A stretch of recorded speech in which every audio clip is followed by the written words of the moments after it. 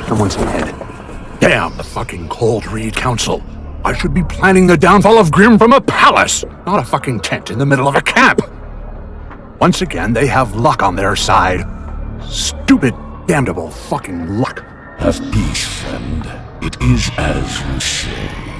The Council have only managed to fend us off this long through luck.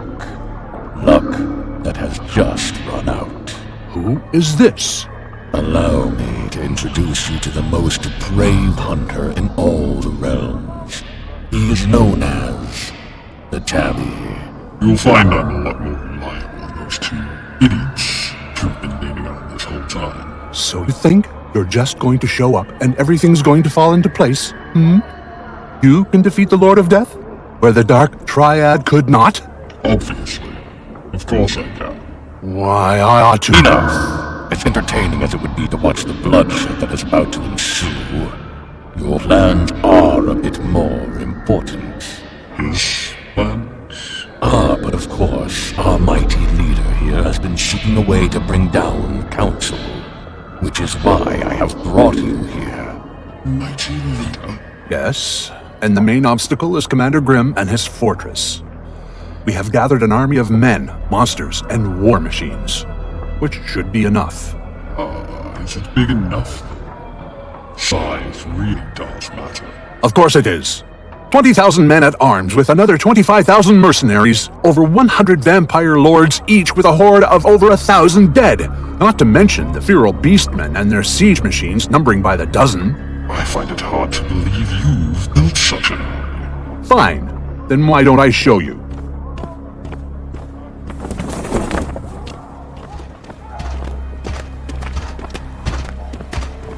General, are your men prepared? Yes, Lord Tempest. I've had them running drills every waking hour. Their blades are sharp, their bows are strung, and their armor is fitted. Excellent. Carry on.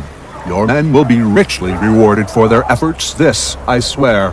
We will bring Cold Read to its knees for you, my lord. For Lord Tempest! Ha ha! Do you feel that, gentlemen? Devotion. This is what it is to be a ruler.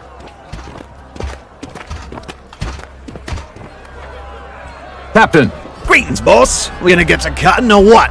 Are your forces ready for war? Oh, we're itching for a fight. And just itchy. Charming. You and your mercenaries will get the fight of a lifetime, and the riches to go with it, as long as they follow their orders to the letter. Oh, I'll keep them in line, boss. Don't you worry. You hear that, lads? We ain't gonna be squared in the dirt for coppers no more. We're gonna be rich! Very good. Master, what is all this? Why do you let this imbecile lead? He's nothing but a... Silence! You would question my methods here. Now, you will do as I say, and follow my lead. Yes, my lord. As you say.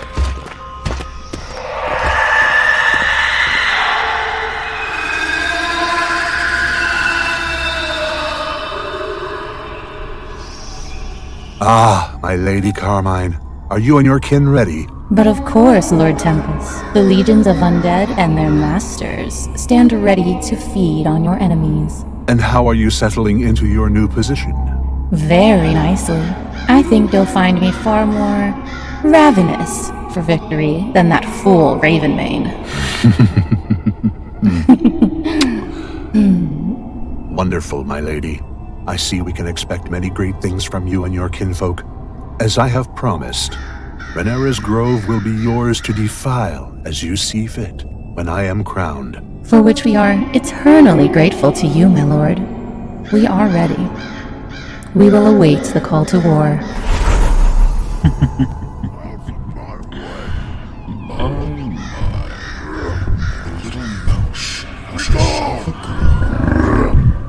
If you value your life, then move! That just leaves the Beast Lord. I am here, Master.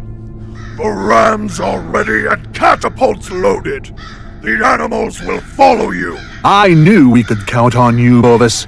Make sure they are hardened and ready to eviscerate any and all in their path. Of course, Master.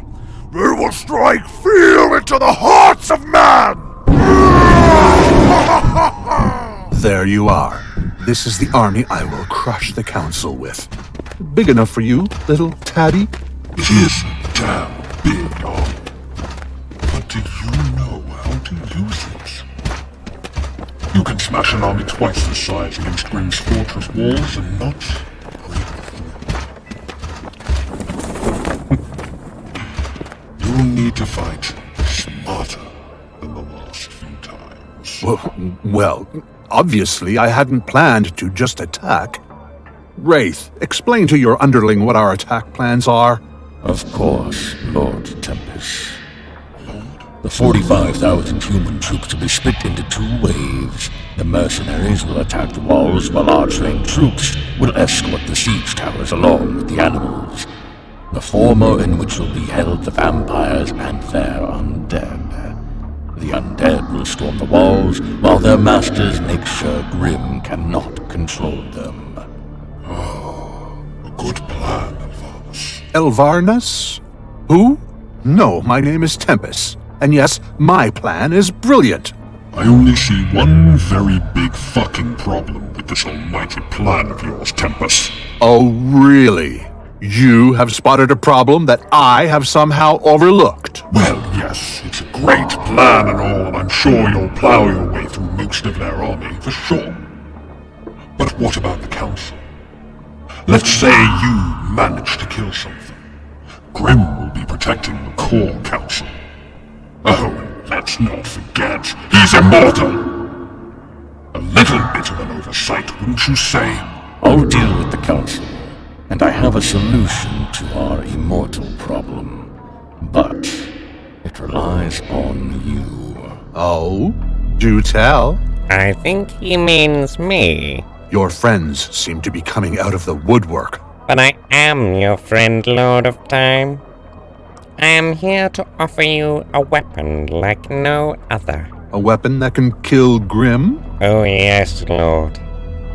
Once the weapon has been summoned and all rites fulfilled, then it shall have the power to slay the unkillable.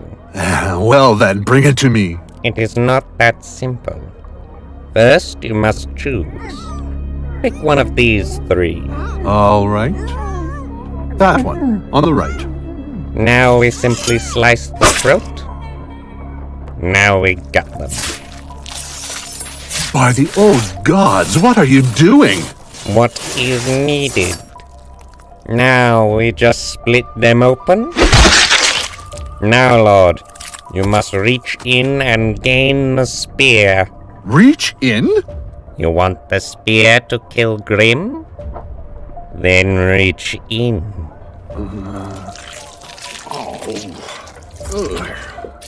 Oh, this is foul.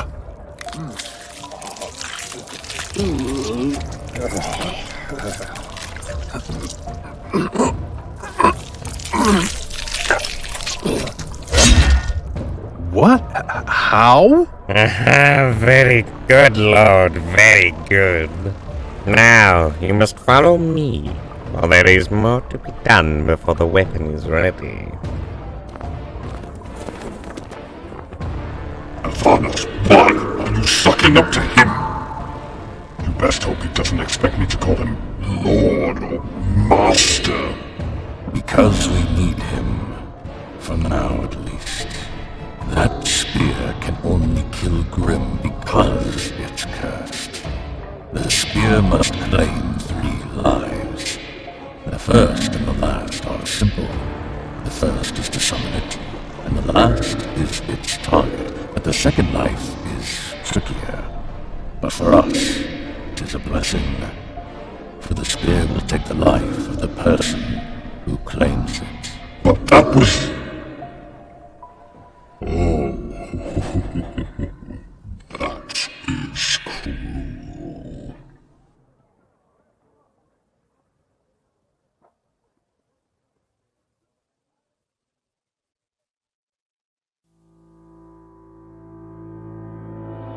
Ladies and gentlemen, that was our Halloween intro by Renara. Yeah. All right. Wow. I can't believe you got Alan Rickman to come back from the dead to portray a part. Oh, That's go on, amazing. guess who that was? Was that? No idea. Was that Grim? That was Grim. Yeah. Okay. No way. Yeah. That was Of Grim. course. Grim's Alan Rickman is solid. Or That's Skaven that's Priest. really interesting. Like I commend him on being able to, because I know, you know, for his Grim character, he speaks very slow and low in the throat, and then all of a sudden switch it up into the nasal Mr. Potter kind of. Yeah. Mr. Potter. All right. Well, good. Welcome to Cold Read the podcast by voice actors, voice actors. I hope everybody is when you're listening to this, you're having a nice Halloween, because you'll be hearing this all tomorrow. Happy Halloween if you so celebrate. If not, then I hope you're having a great day. If you have any questions, any comments, anything you want us to talk about, please feel free to send us an email, coldreadthepodcast@gmail.com. Again, coldreadthepodcast@gmail.com. You can also join our Discord, which the description will be in the link. Feel free to come on in. We've had a couple of people come in and let us know that either they've been listeners or we picked them up from Renara's projects, and I appreciate everybody who's in here. You can directly message us. You can put up some topics of conversation. If you have any questions, we can direct them to people that we know. We have a good network of support, but we would love to listen to your audio. So if you have any demos, if you have any auditions, or just messing around, we'd love to hear it. We give very constructive feedback. We don't bite, and we'll try to point you in the same direction. It's the stuff that we've done to each other, and we've all absolutely grown because of it. So thank you again. Renara, wonderful intro. I know you worked really hard on it. Oh, oh my god. Okay, so I understand, Moody. Like, it's the whole thing of, like, I literally was editing this, like 5 minutes till we actually started. Like, oh, the stress. Grim can attest to that. Yeah, and but no, it was... Well, and I was about to say, when I did last year's Halloween episode, I was like screaming at Eldurrino to help me put music in, and it was like 5 minutes before the show when everything finally came together. So I feel your pain.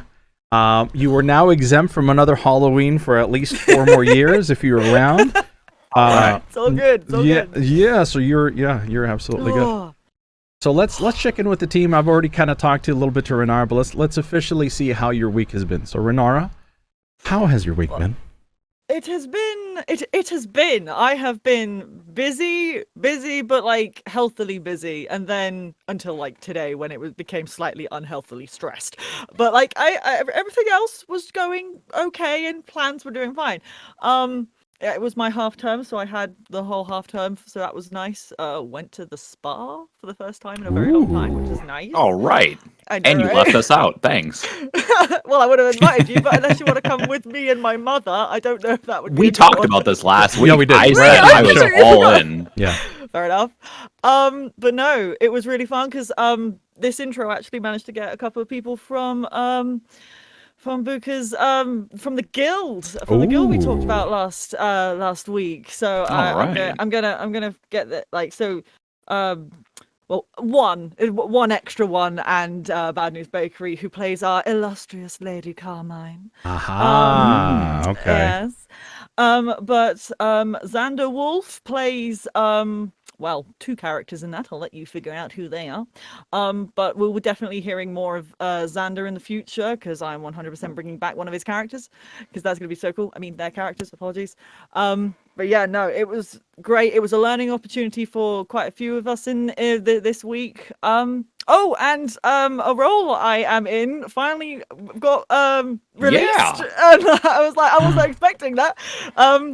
So yeah, I play the wonderful Madame Malizia, the circus circus ringmaster for this traveling band called the Merry Andrews. The production is Tales of Annualia. Go and find them on Twitter. They are amazing. They're all set up. They have a Patreon. They have it looks great. I'm so excited. I'm so excited to get started on this. But yeah, no, that got released. God, it was just a whirlwind of extra stuff. And I celebrated Samhain as I do every year. It's New Year's for me rather than the Christian one.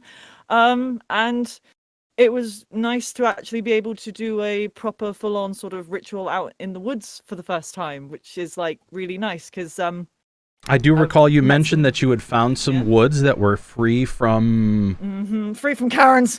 Karens and Well, I didn't want to specifically say that, but yeah, Hey, I have learned that there will be there are no Karens in the woods between the hours of like 10 p.m. to 4 a.m. So if you those work. Okay. But yeah, no, it was really healthy actually. Because it was a time to let go of things that you want to let go from the past year, and I don't know, for me it was really, really, really nice and helpful. And then I got really stressed the day after doing this, so like, okay, I see what you're doing. But yeah, no, busy, and busy, and now I've got work tomorrow. So oh darn, it's all good. It's fine. I'll deal. Okay. Well, thank you for being here. And again, thank you for another wonderful entry into that Cold Read saga. This always sounds so much fun. And I'm sorry that you're all stressed out. It's fine. It's weird. I've been this stressed before, but now it doesn't feel uncontrollable stress, if that makes sense. Personal growth. I can deal with the amount of stress and not have a crying session on the floor for about half an hour. Sometimes you just need that, though. So yeah, I know. Trust me, I'll do that later if I need to. I'll do that not when I'm going to bed. I'm fine for now. Kind of a joke, but yeah. So for those of you listening, you'll know you'll not hear Misty. Misty unfortunately had a family gathering that she could not get out of. So rip Misty. Thank you so much. We've got her wonderful image that Eldurrino provided last time. If you want to check it out, come on in on YouTube and look at it. You were going to say something, Eldurrino? Sorry. Yeah, I mean, I guess I'll just go on into my weekly talk. So first off, I was going to make a new one that was like a missing persons poster. But then I realized I don't have Photoshop on my computer currently, which I have to reinstall because I reinstalled Windows about a month ago. So anyways, hi. I've been trying a new hair growing elixir. Yeah, I was going to ask about that. It's Pirelli's Miracle Elixir. That's what did the trick, sir. Yeah, I should probably maybe consider some myself. So, I mean, no Sweeney Todd, no nothing. God damn it! My references just go. Whoosh. Somebody will get it. I'm sure. Yes. Would get it Fire and brimstone says smells like piss with ink. Yep, that's exactly what it is. Anyways, my week was okay. I finally found myself in the booth this week. Yay! Thankfully, one of the projects that I'm still a part of, it's an animation. He reached back out to me, said we're redoing a scene because I wanted to rewrite it. So so you have more stuff to record. So. Nice. I did that for him, sent it over. He hasn't gotten back to me yet, but he's usually like, if I actually do need retakes, which he's usually not too, he never really comes back and says so. He'll tell me if I absolutely need to. So that was nice. Otherwise, I have been working on a song with someone, which has honestly been very nice. I enjoy like analyzing my own work as I'm doing it. Mm-hmm. And I think that's important in order to grow as an artist or an individual. So as I was writing it, the lyrics itself sound kind of like messed up in a way. Like, the one of the parts says, oh Christ, now I don't remember the lyrics, but like it's like, decomposition of the body as it's festering, and really kind of like grotesque lyrics. But the overall message is about like a person dealing with a cancer diagnosis. So it's been a very nice experience, and I don't talking about a cancer patient and calling it nice is kind of weird, but yeah, it's a heavy topic for sure. It's been nice to expand on my creativity. Usually when I write songs, I write from my perspective. I have, 2 songs that immediately come to mind, one of which talks about like my own personal relationship with my biological father. I have another one that kind of speaks on what it's like to live with anxiety, or like how it affects the people around you. And overall it's a supportive song. It's meant to say like, you're not alone. Know that there are other people out there that suffer the same way you do, and you should never be afraid to reach out and open up about it. But in this instance, I'm not writing from my perspective, it's from someone else's. Right. And even within the song itself, I'm switching perspectives. Like, verse 1 is the inner voice speaking to you saying, give up, there's nothing more you can do. The next part goes and talks about like what it's like to have people around you that don't understand what you're going through. So overall it's been a very exciting and building experience. And I'm very excited to continue that, because get ready, guys. I have big news. Oh. I know what I want to do in life. Whoa! All right. So you want to fill us now in? that Or I you got gonna that leave? away. Yeah. Yeah. So after much deliberation, I've realized that the one thing that really, truly, I never get bored of or upset with or anything like that is music. I love music through and through. I love writing it. I love, working with other people in music and whatnot. So overall, I am now going to start my journey into audio production. Woo! That will allow me to use my musician chops, the 22 years of experience that I have in that regard. And it'll make me money. Consistently, I should say. More consistently, it'll make me money. But yeah, obviously still gonna keep doing my same thing. I still want to voice act. I still want to write stories. I still want to make a video game and an animation and all this stuff. And I realize I've been talking for like the last 7 minutes. You're fine. What the fuck? It's okay. Sorry, I know we have a topic to get to.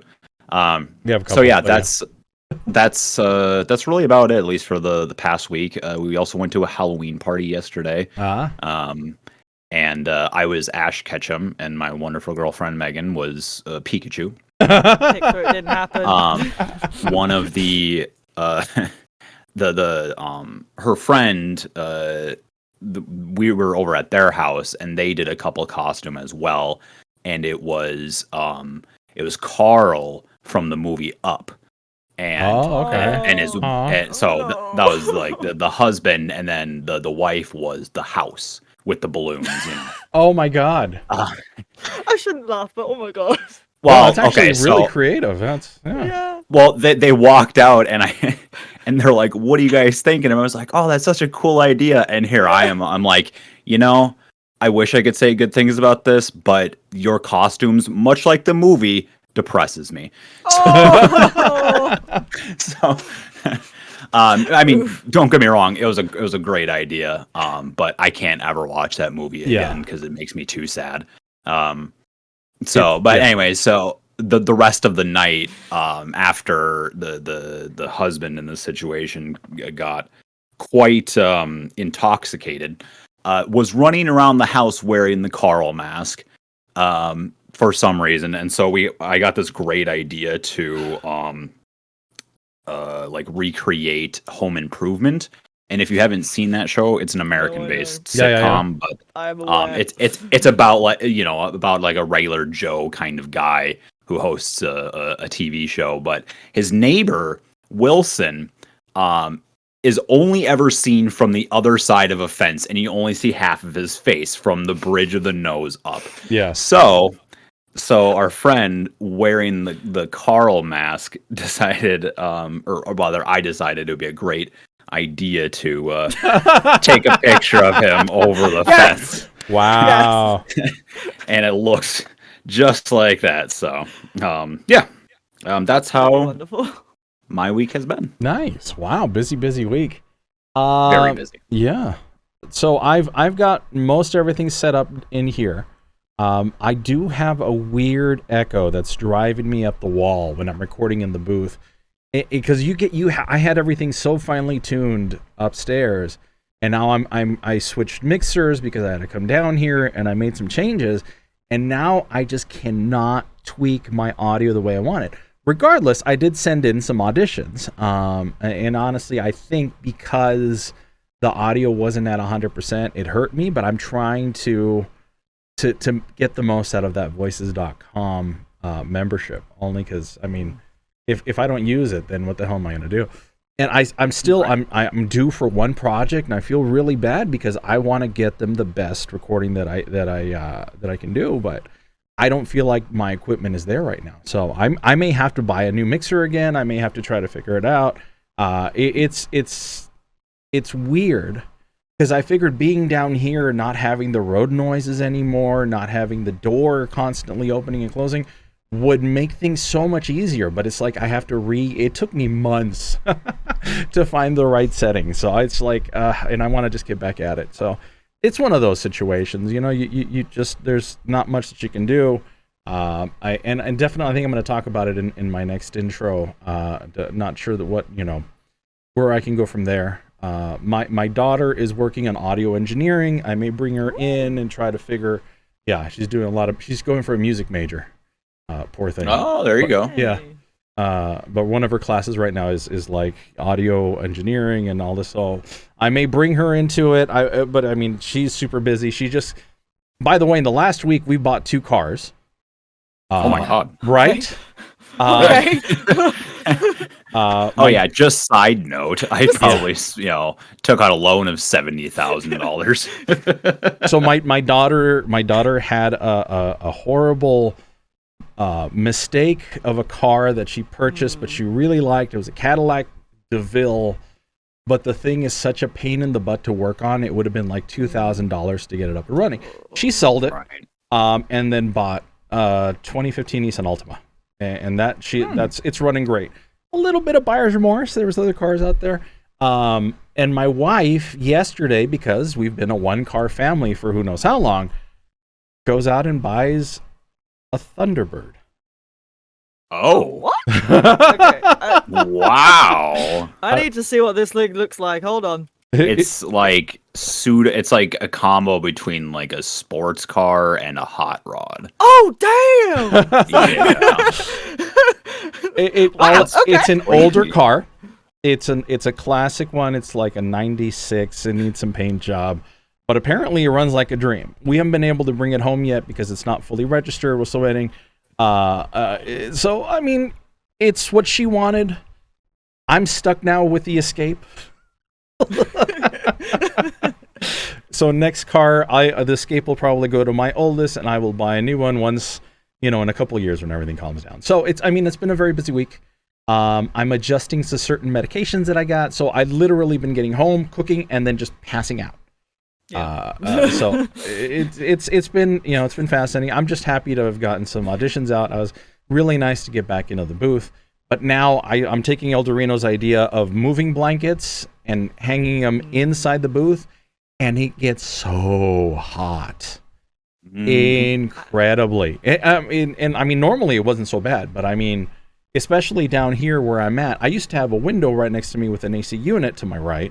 That's not there anymore. It's now I have a window, but it's all the way across, basically through another room to get to it. So I have a flat fan blowing on me right now. Hopefully y'all can hear it, but that's about as best as I can do at the moment. But when I get in there, Right. holy mackerel, it's like I'm dripping. Yes. Pleasant.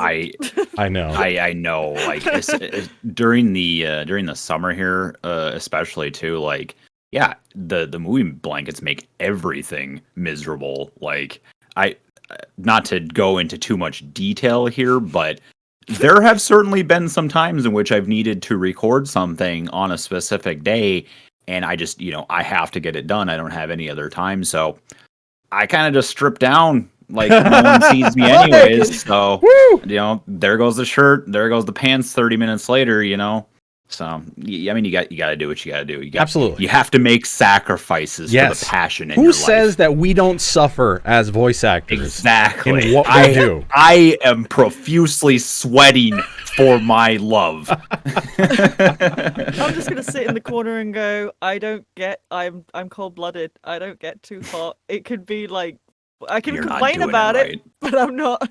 I'm a polar bear. I love the cold, so I totally, yeah.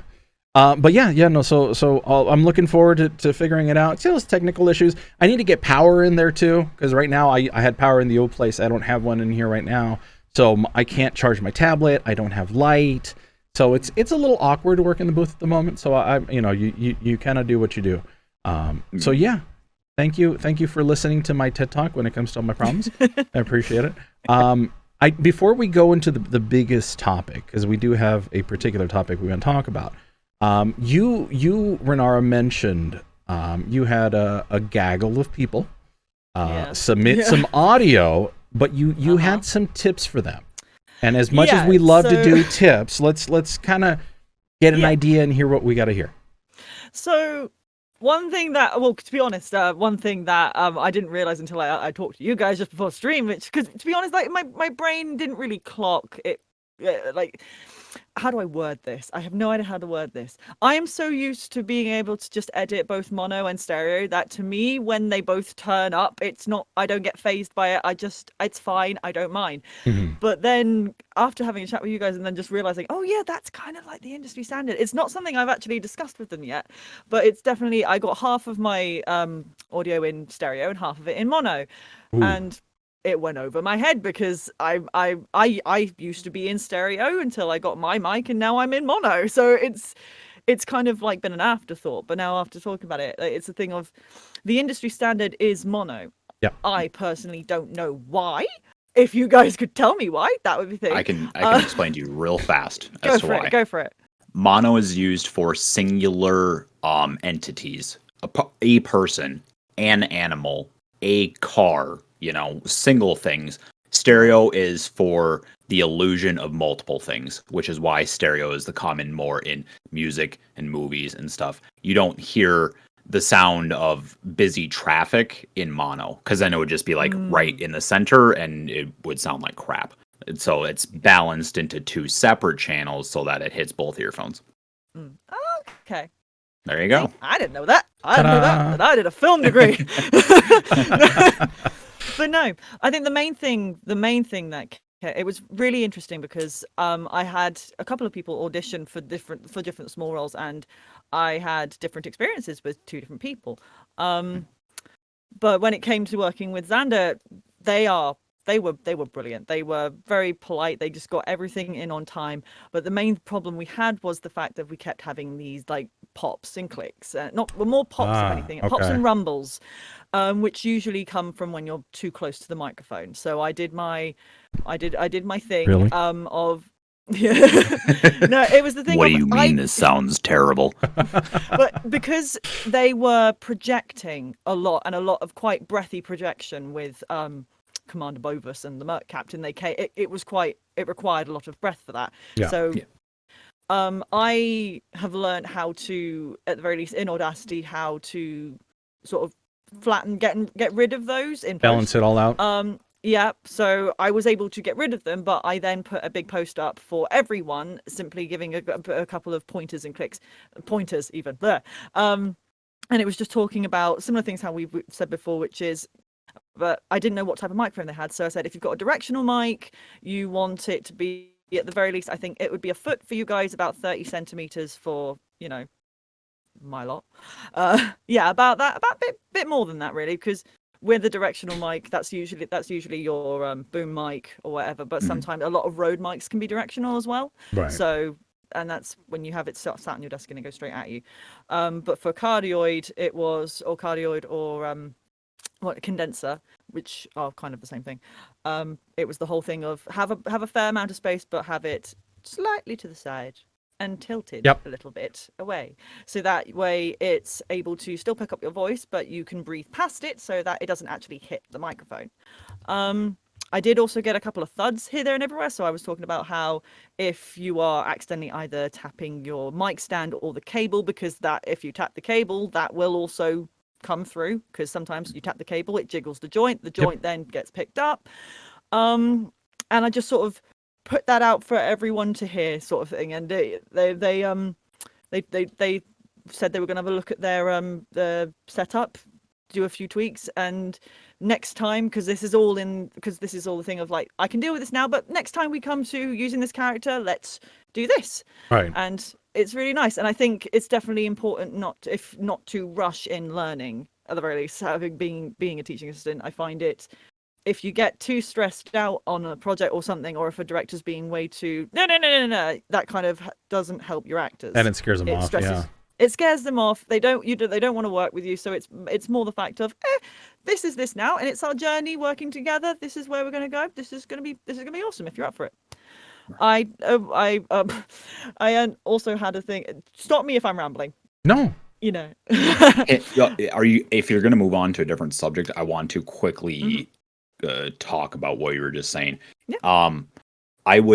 I would like to give the recommendation in regards to if you're trying to avoid plosives, or you're trying to avoid like issues with the or the sound from your mouth going into the microphone.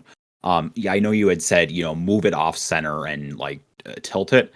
Yeah. I would almost disagree with that.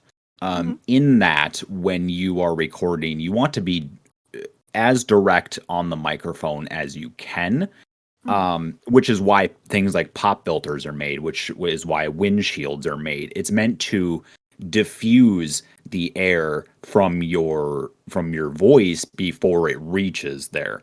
If you go off to the side like this, it doesn't sound as direct and doesn't sound as full. I can hear myself in my own headphones, and I can already hear there's a difference between this and this. Like, you can tell there's more bass in my voice now, more mid, if you wish, versus speaking off center to it. It's not picking up the full range of my voice. So for those who are concerned about that, if you do have an unshielded mic, either get a windscreen, which you can see if you're watching the VOD. You can see in Zamoody's camera here, he has a windshield on his, or you can get a pop filter, which is what I have. Sorry, Renara, you also have a windshield. Or you can get a pop filter, which is just a little arm with a little circle that you can talk into, kind of. Which is also something I added onto that as well. I did actually say that. Thank you for reminding me. You're welcome. I guess in my own personal experience with windshields, what did you just call it? Pop filter. I, at the very least, it might be just the way that I speak. I've found that I still used to get loads of plosives even with that. So either I had a really rubbish one, or I don't know. It was I set it up as best as I could, and perhaps this was early days Renara in 2018. So right. I was just starting out. But yeah, in my own personal experience, I've often found there's still something comes through. So even if it is, for me, I just not even push it that much to the side. It's just have it facing there, if that makes sense. And then I'm facing forward, but I'm not, like, that was not helpful. Sure. I mean, at the same time, though, like, ideally, like, and I know obviously I'm not showcasing this right now, but when you, Zamoody had pointed out, you use your pinky and your thumb to kind of judge the distance away from the mic that you need to be, which is, I'm a little bit further away right now. you actually want to have your pop filter almost at that same distance. Yep. You want it to be as close to your mouth as possible so that it diffuses as much as possible before the sound hits the microphone. So, and like windshields are more for just the breath, or like hard S's, T's, something like that. Yes, there's going to still be plosives in the mix at the end of the day. However, that can easily be corrected by just phonating differently. There's certainly a difference between saying pencil and pencil. Yeah. Like obviously I was overemphasizing the P in the first one. So if you hear something like that, it's not a bad idea. At least before submitting your audio, listen back to your audio, listen specifically for plosives, and go back and redo them if you need to. Believe me, for your audio engineers, you will save them a lot of headache, because trying to get rid of plosives after the fact is pretty difficult. Making a note for tomorrow or for next week's show. There was also one other thing that I haven't had to do for a while, but it was a reflection on my part, on the sense of I might not have given enough detail. Granted, a lot of these one-off characters were originally just going to be sort of maybe perhaps one-off characters, but as I developed the script more, I kind of went, I really like this character. I really like them back. I'm invested in this character now. But with Lady Carmine, I hadn't actually formulated enough of a backstory at the beginning when I first sent it out, when I first cast everything, to give to Buka. So she did what she could, and I got her lines back, and my immediate reaction when hearing it was like, oh, these sound a bit flat. They're lacking in energy. Like, it didn't feel like she could have, it felt like Lady Carmine was tired almost. And I not reported, I said that back. But then after thinking about it more, I then went, right, it's not bad. This is when we're first introduced to the character, so there's more leeway here. I can work with this will be fine, this is great, I can work with this. So I then went, okay, I'm going to use your takes for this, because there's nothing wrong with the quality of them. They were fine. I was just one part of my own subjective nature was like, oh, there could have been more energy. But then I thought, hang on a second, I need to come up with maybe some reasons why am I finding it flat? Why do I think it's flat? Because to her, she explained it. She was saying she was trying to be more aloof, and so that might have come across as a bit wispy and a bit sort of mellow. And I was like, oh, I get that. I get what you're saying now. So then I spent about half an hour just coming up with Lady Carmine's backstory, or a very, very brief version of Lady Carmine's backstory. And I sent it to her, and I was like, I really want Lady Carmine to be a returning character, hopefully, if she doesn't die. So in the future, I would like to do some one-on-one sessions with you so we can discuss the character more, because I want this to be more as much her character as something I've created. And it's what I try to do with every voice actor on the project. I've got an idea of what my initial idea of the character is, but the voice actor can also lend credence to that and can also help develop that character. And we've seen that in animations, in films and all sorts, where even some people's likenesses are taken for the character. So it's definitely more of a two-way street. And as a director, it's something I learned a very long time ago, and I've kept trying to develop that, is that even though I've created this character, creatives, it's a two-way streak. Making a project, we're all in this now, so everyone's voice should be heard. And I would like to, it's not just what I want, and other people can have ideas, and we can talk about them, and we can incorporate, and then it makes a stronger product at the end of it, because everyone's invested. So I have used this as another sort of learning thing.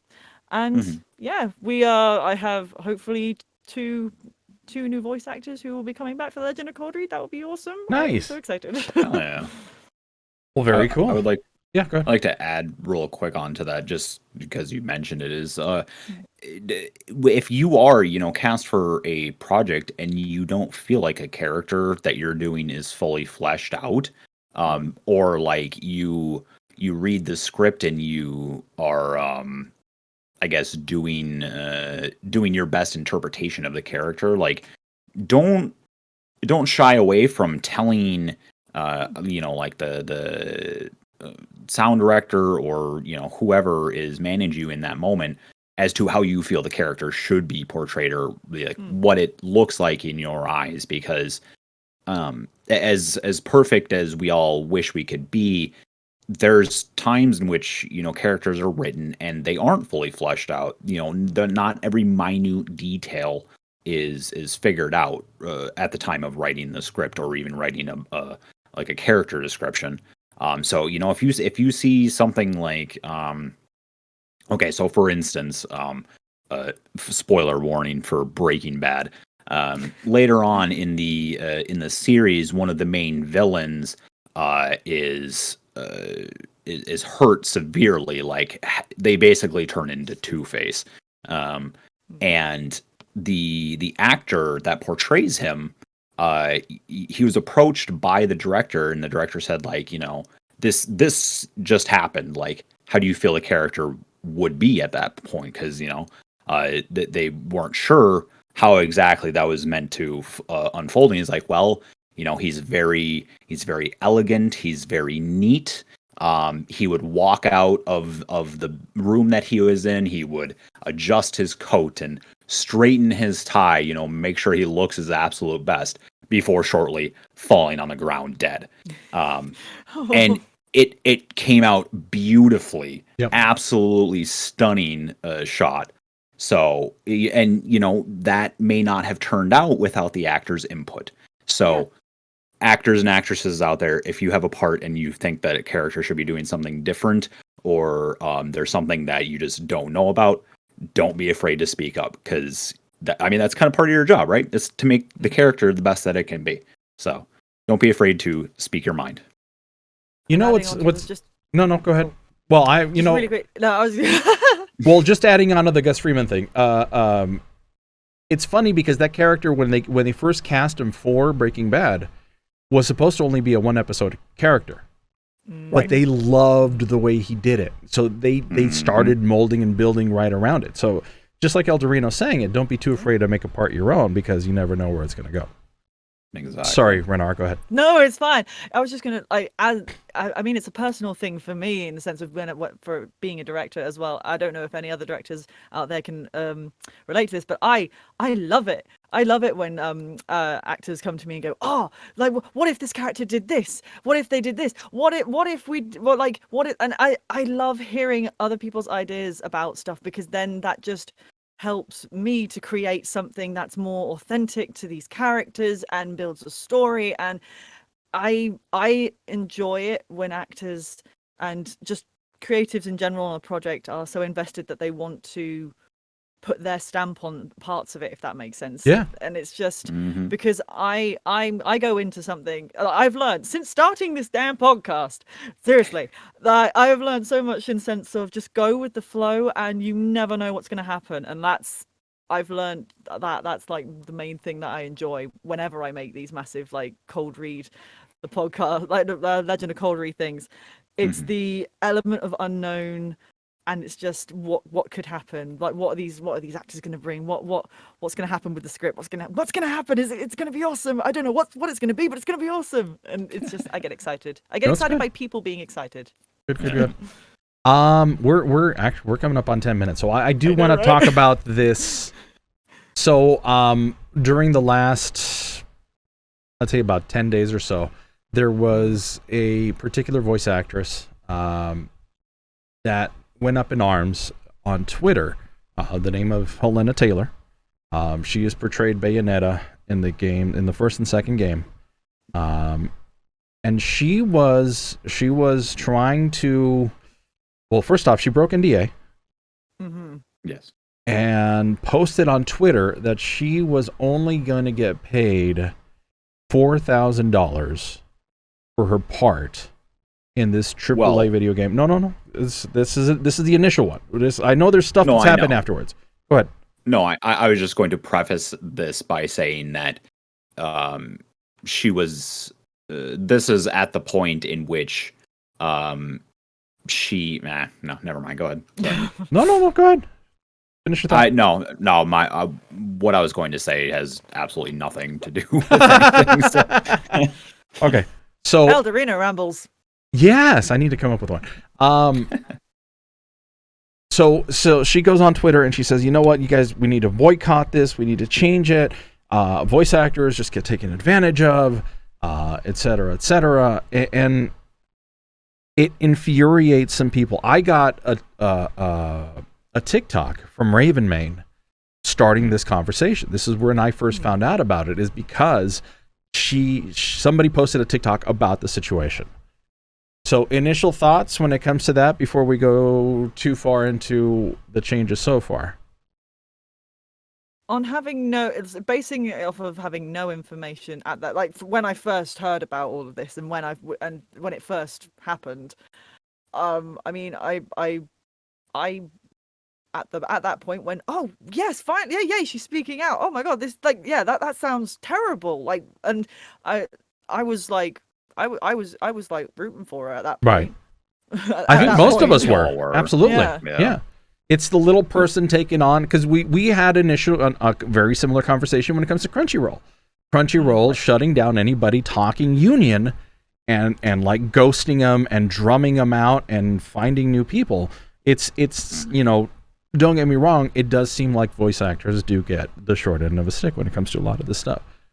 Well, yeah, especially, you got multi-million-dollar companies putting out multi-million-dollar pieces of work, and, you see not even 1% of the total wages, because, I mean, most, and I could be wrong about this, but most voice actors don't get any type of residuals. They get the one-time buyout, and that's it, And in this instance, Helena was saying that she was only offered $4,000 US total for the entire Bayonetta 3 game, which, I mean, for a AAA game, yeah. Well, right, yeah. I mean, like in our standing, obviously that's a pretty big number. It's not terrible, but compared to the fact that Bayonetta 2 sold like $400 million worth of, or not, maybe not that high, but the company is at least worth $400 million.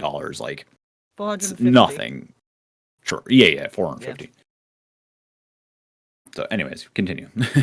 So yeah, the vocal community comes out, and everybody's like, Nintendo, by all means, is like super quiet about this. I love Nintendo when it comes to like anything that happens. Their position is, don't say a fucking thing. Yeah. Oh yeah. Well, that's because if you say something, then that could be misconstrued. That could, if you say anything, you'll have different bandwidth, different people, different sides of things, and it could all say don't say anything. Yeah. Well, Nintendo is probably the most protective company when it comes to their own IPs.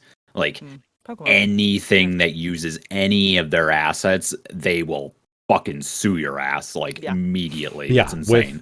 Without even like remorse, without a second thought. You're just DMCA, shuts you down, et cetera. So a couple days later, we come to find out, and this has been proven at this point by not only basically tweets that she said and everything else, she was offered $4,000 per hour. I thought it was per session. No, you're right, per session, but it's going to be like 3 or 4 sessions. So she was looking at about $15,000 to do the whole role.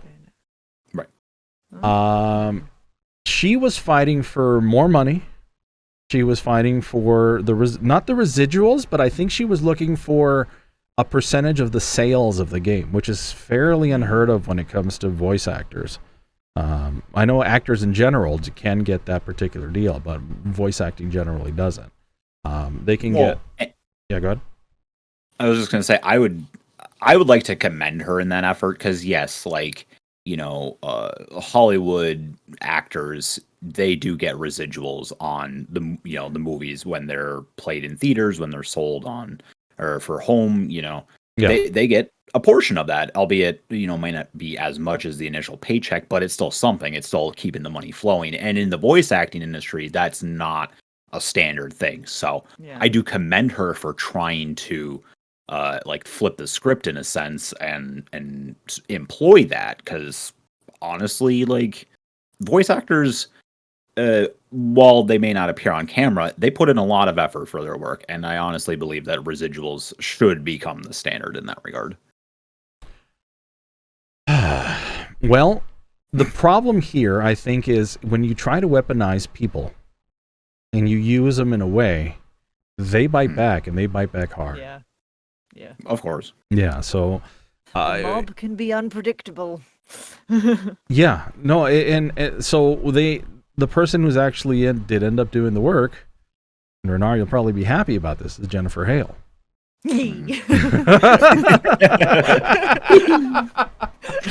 Oh, hey, I love her to pieces. Let me write that down, because that's going to be a fun little sound clip to use at some point. There you go. So, but I mean, just the way that this all came out, it sucks that she had to try to weaponize her viewership or whichever way, her fans, essentially. Audience, yeah, her audience. It's just, it's crazy the way that this came about, unfortunately. I don't think the intent ever was to go after Jennifer Hale, though. No. It was Bayonetta. It was yeah. Well, yeah, it was against Platinum Games, essentially, because they're the ones that are developing the game. So I think it was more to go after them. But, you know, the internet being what it is, people obviously will attack anybody and anything. So yeah, they naturally went after Jennifer Hale for replacing her, which, again, don't do that. Like, don't harass it's not their fault. people. No. Yeah, exactly. Like, they're trying to make money just like the rest of us, and it's not like, you know, she's got the curly Q mustache, you know, twiddling it in her fingers saying, yeah, I'm taking Bayonetta's voice, you know. Like, she's not an evil villain. Like, right. She's just a person that is a very good actress and is just trying to do her thing. So leave Jennifer Hale alone. Leave her alone. But no, I feel this is me going off of like what I, you know, when I can't word today. I've been doing too much today, but it just feels like the intent behind what Helen tried to do was, as you've said, Eldurrino, is probably to make voice acting not more similar, but to have the same sort of expectations and rights. Is that the right word?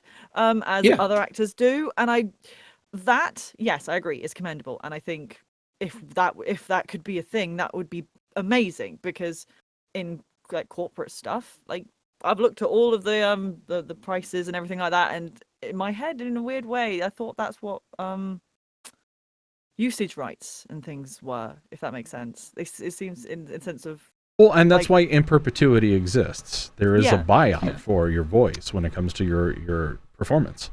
Now, if she'd done this, if she'd been in a weird way, if you're gonna break NDA, break it fully. Like, I wouldn't recommend doing it at all, because you'll get blacklisted immediately. Right. But in the sense, it's the thing of like, there might, if she'd done it a different way, and perhaps not weaponized people, or was, because people respond to information and being able to have all the facts and being able to research and do their own diligence. So if that is out there, and what you're saying matches that, and you're not picking your words to fit a narrative, because that, a lot of people do that, which does feel like she's done that a little bit in order to get the reaction she needs to start this movement. It's went about it wrong. I think if she'd done it another way, or if there was said something different, but we can look at hindsight is 2020. And I think, well, this has happened, and I think perhaps if more prolific voice actors who might have agreed with her and are looking maybe along the lines of, that would be really good, they'll learn from that, and maybe there might be another way of perhaps getting there. But at the minute, this is just a big shit show, and I'm there going, at least Jennifer Hale's involved. Well, it's interesting because you're right, Eldurrino, it was going to be $1,000 an hour, generally 4-hour session. Her side of it says that it wouldn't have been, $15,000. It would have been less. They even, I think, tried to get her to do a cameo for her voice, and she was just done at that point. After everything else that had happened, she just didn't want to continue on. And, you know, it's unfortunate because I think this does kind of hurt the movement a little bit more when it comes to try to equalize on the actor side because of, and again, I understand that you may not see it as, I saw it as a very disingenuous way of feeding us just this piece of information and not all of it, which just hurts everything in general. Because, I mean, yeah, it's funny. We want to break into this profession, but at the same time, we see a lot of people getting taken advantage of. I mean, don't get me wrong, $1,000 an hour is like, oh my God. But, you know, people who are doing a movie, you know, get paid way more money. So, yeah. Well, I'd like to not quickly, but I'd like to say, you know, voice actors are actors, plain and simple. Just because we're not on camera does not necessarily mean that we don't have the ability to portray emotions the same way that an actor on screen would do. Because a lot of people that do on screen acting also do voice acting or eventually transition to that. And Helena tried to make a point that, you know, her 7 years of acting education is essentially going to waste and is being taken advantage of. Which, if the situation was as she described, 100% agreed. Even in the realistic situation that it is, you know, still being offered $15,000 with no residuals, I still think that's a bit lowball. Like, and I have no problem with her trying to shake things up, make new, like, you know, residual payments a standard in voice acting. Like, that's awesome. I love when people try to, you know, push to change things. However, there are two major problems that I have in this. One, if you're gonna talk shit, make sure you know what you're fucking talking about in the first place. Because when you go and try to use, you know, your following as a weapon to attack a company to get them to change their mind or whatever, if that group of people is just going to that company with misinformation, you're going to look like an idiot, plain and simple. And unfortunately, that's kind of how things ended up here. Helena still thinks she's in the right, and to a certain degree, I agree with her. However, there, like, in this day and age when misinformation is so easily spread, you need to make sure you have your information like 100% fact checked before you decide to go on this noble crusade. Secondly, this wasn't something that was talked about as of yet, but after trying to negotiate a new pay rate for the game, when she was offered, I think, $10,000 total, which she declined because she said it was too low, she went directly to Hideki Kamiya, which I believe is like the director of the project, went to him directly, wrote him a letter in Japanese explaining the situation and saying, like, you know, is this how much I'm honestly worth? Now, I think it's okay to do something like that. I don't think there's any problem with submitting your thoughts on a certain situation or your opinions. However, when you're going to the very, very almost top of the chain to do so, that's ridiculous. And I've seen that many, many times. For instance, my past corporate job, there was customers that were upset with their meal one night. So instead of calling, you know, customer complaints, they tried to call the president of the company. Needless to say, that's silly. Please don't do that. Like, take each rung at a time. You know, if you talk to the person above you first and it's not going anywhere, then go above them. Then go above them. If you need to go to the very top, okay, that's fine. But, like, hit those steps in between, because just jumping right to the very top, in my honest opinion, makes you look like a Karen. So,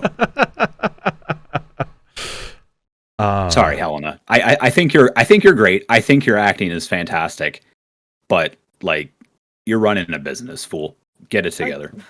I do feel quite a lot of this was sort of a reaction. It just comes across as more of a reaction than thought out thoroughly. And I can empathize. I have had situations where I'm sure everyone here has had situations where you immediately just want to react. Yes. And like you feel, you just feel in the moment. And this sounds, this sounds like either this was the straw that broke the camel's back, or this was just so much of an affront. She had that reaction, and then she said what she said, and then it can't be taken back once you've said it. No. That's why Nintendo don't say anything. Yeah. Once you put something out on the internet, you cannot take that back. And I do wonder whether or not there might have been an element of her going, "Oh shit." And then we keep going, and then we keep going, and that's how these things snowball into a fucking shit show. Well, yeah, and that's essentially how it turned out, and which is why I say, like, you know, it embarrasses you in the end, or it makes you look ridiculous because, you know, she came out with such and such claims. Then the company said, okay, this is not real, or this is false, and here's the facts to prove it.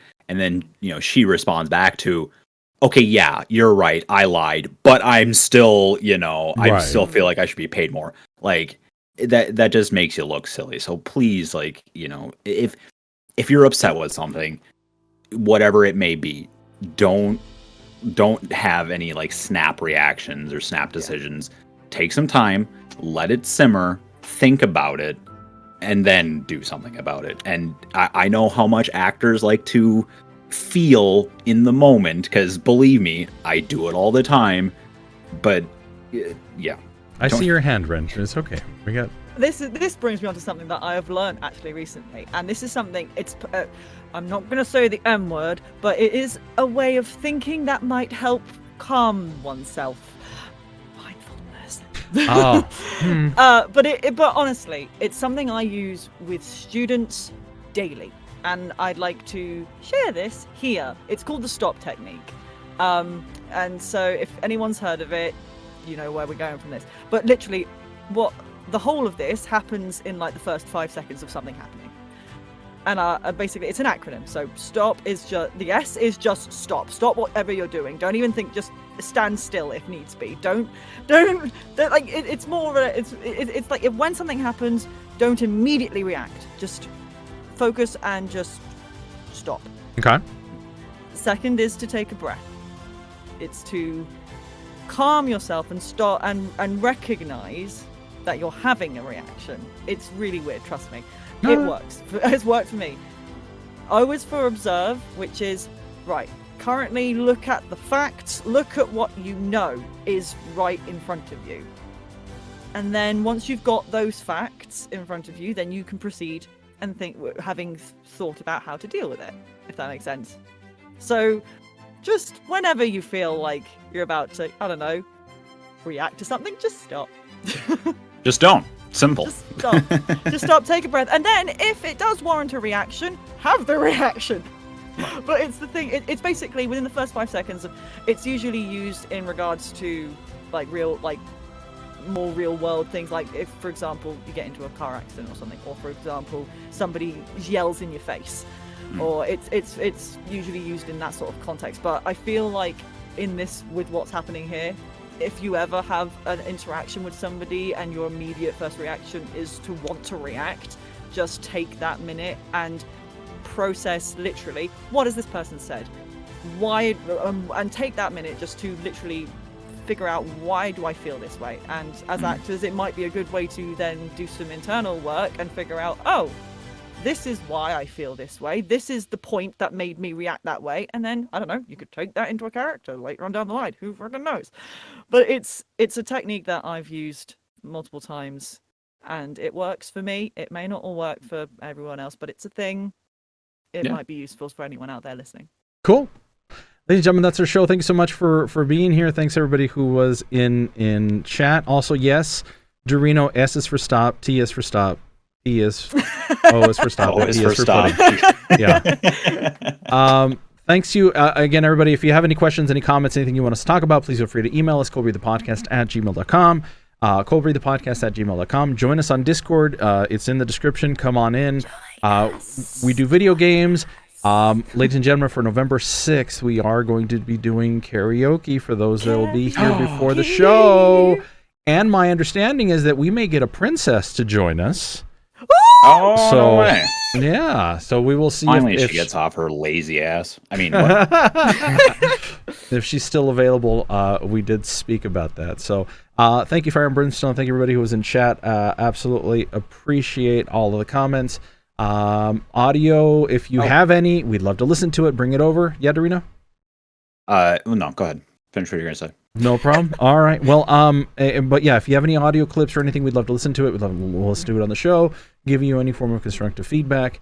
Intro for next week is mine. I already have a good idea. I already got it mostly done. I look forward to listening to it. All right, Eldurrino, what you got? And next week, we have a guest, Draylen Dragon Fox, who helped with the Dance with Death, the song that Renara and I made. Ooh. Yeah. All right. So look forward he is also an aspiring voice actor, and I think it'll be fun to get to know him and see what he's all about. Absolutely. All right, team, thank you so much. With that, let's leave with Renara's final words of encouragement. Okay. So, one, you are beholden to nobody but yourself. Learn to rest, but not to stop or to take steps back. Voice acting will always be there if you need to take a break, take that break. Do not let the fickle mistress of burnout stop you from doing what you are passionate about. You need permission to create. Oh God! You do not need permission to create, but you do need permission to, if you're creating a fan base thing, you can't make money off of something that's someone's other work, And lastly, have fun. Make sure you're having fun. Also, I'm going to add a tiny thing. Every now and then, try and do something that stretches your abilities. Like, in the sort of, not an uncomfortable way. I do it every time I do a Legend of Cold Read. Yay. As Pashley just said in chat, Happy Halloween. Oh, yeah. Happy Halloween, lazy ass. Thank you, everybody. Catch y'all later. Bye-bye. Bye. Happy Halloween. Drink water. Yes, there it is.